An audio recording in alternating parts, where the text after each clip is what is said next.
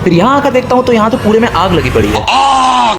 तो hi, my name is Shivanshan, this is day 16 of my winter arc challenge. आज हमेशा की तरह मैं नहा तो लेता हूँ, लेकिन आज मैं टहलने के लिए नहीं जाता क्योंकि आज मुझे अपने कॉलेज जाना होता है। फिर तैयार वगैरह होने के बाद और अपना झोला उठाने के बाद मैं निकल पड़ता हूँ 3 बत्ती के लिए। फिर 3 बत्ती पर आने के बाद मेरे को कुछ बच्चे मिल जाते हैं जो कि अपने स्कूल जा रहे थे। उसके बाद मैं मोंटी बॉस के पास आ जाता हूँ। फिर हम लोग अपनी अपनी बस में आ जाते हैं। फिर थोड़ी देर बाद हमारा एक और मित्र आ जाता है, इसको हम कंजूसी लाल नाम देते हैं क्योंकि ये बंदा बहुत कंजूस है। मतलब 20 रुपए कॉलेज लेके आएगा और 60 का सामान खा के जाएगा। फिर उसके बाद हमारी बस निकल पड़ती है कॉलेज के लिए। फिर 2 घंटे बाद हम लोग अपने कॉलेज भी आ जाते हैं और आज भी मेरे को किसी की भी शक्ल जानी पहचानी नहीं लग रही। फिर हम तीनों मेरे डिपार्टमेंट में आ जाते हैं और यहाँ अगर जब वॉशरूम में जाकर देखते हैं तो देखो यहाँ पे क्या लिखा है। फिर थोड़ी देर बाद मोंटी बॉस अपने डिपार्टमेंट में चला जाता है और मैं अपने क्लास में आ जाता हूँ। यहाँ पर मेरे को सिर्फ 2 लोग जानने वाले दिखे, पहला ये एक्सट्रोवर्ट वाला और दूसरा ये फर्दी काकाशी। और आज मेरे को फिर से ऐसा लग रहा है कि मैंने कॉलेज आकर एक और बड़ी गलती कर दी। फिर हम लोग 1-2 लेक्चर लेने लगते हैं और लेक्चर लेने के बाद जो हम सब लोग बोर हुए हैं इसलिए मैं ये फालतू हरकतें करने लगता हूँ। और ये हमारे फर्जी काकाशी का नाम, हमारे भाई का सरनेम थोड़ा कैजुअल है।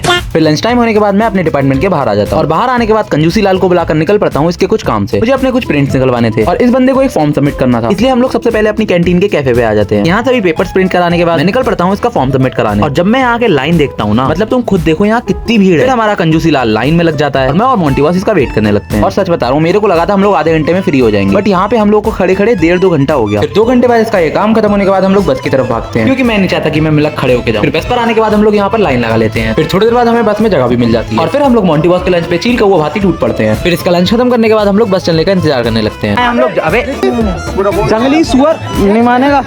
अब आज हमारी बस 1 घंटा पहले चलने वाली थी, बट हम लोगों की किस्मत देखो, आज यही बस 1 घंटा लेट चली है। फिर थोड़ी देर बाद हमारी बस भी चल पड़ती है और हम सब निकल पड़ते हैं मिलक के लिए। फिर रोडवे जिसे हम बड़ी माँ कहते हैं उसे 2-3 बार ओवरटेक करने के बाद हम लोग मिलक भी आ जाते हैं। और घर पर आते ही अपने कपड़े चेंज करके तुरंत निकल पड़ता हूँ जिम के लिए क्योंकि आज वैसे भी हम लोग 1 घंटा लेट हो चुके थे। फिर जिम पर आने के बाद मेरे को ये सभी लोग मिलते हैं और आज हमारे स्कूल का बुमरा भी जिम आया है। आज हम लोगों पे ज्यादा टाइम तो था नहीं, इसलिए हम लोग आज बैक की एक्सरसाइज मारते हैं। और आज फाइनली घोड़ा भी इतने दिनों बाद जिम आ गया, इसका स्वागत हम लोग तालियां बजाकर करते हैं। ताली बजाओ यार, वो आया घोड़ा आ गया, घोड़ा।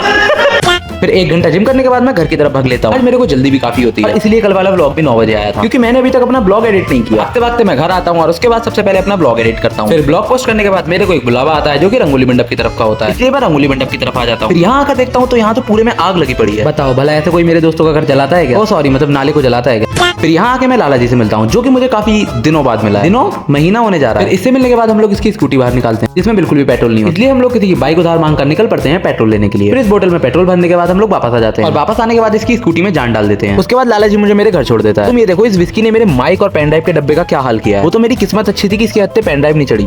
क्यों ये क्यों ये अब बता भाई, मुझे माफ कर दो। फिर उसके बाद मैं पानी पीकर अपना पानी का टास्क कंप्लीट करता हूँ। सबसे आखिरी में अपनी बुक पढ़ने लगता हूँ। आज के लिए इतना ही गाइस, मिलते हैं नेक्स्ट ब्लॉग में। राधे राधे। और अगर तुम्हें ये वीडियो अच्छी लगी हो तो फिर लाइक करना और ज्यादा बड़ा दिल है तो मुझे फॉलो भी कर सकते हो।